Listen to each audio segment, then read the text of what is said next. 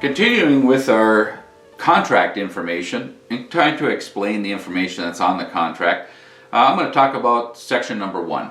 And it is very brief, yet very important. It is called Building Size and Style. A size of a building is realistically the width and the length of the building. But what a lot of people don't know, the way Economy Garages deems every building's size, is that the first number, let's say for instance we're talking one of our specials, it's a 24 by 30 building. We are talking a building 24 feet wide by 30 feet deep. But that first number, that 24, is actually the size or length, if you would, of the truss. So the truss runs along the 24-foot way and then 30 feet deep. Okay, that's how we do ours. So that's the sizing of it. So you on a 24-30 expect a 24-foot truss. On a 30 by 40 expect a 30-foot truss. And now it could go the other way and you could have something along a 40 by 30.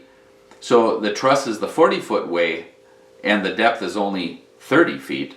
But that first number is key. That is the size of the truss. The other piece of information that we get right up front is called a gable or reverse gable. And those are terms that Economy Garages uses to know where the garage door is on the building. So the way I explain this to people, if you're standing in the street looking at the garage, is the garage door on the gable side, that's the pointed side, or is it on the reverse gable or the eave side of that building?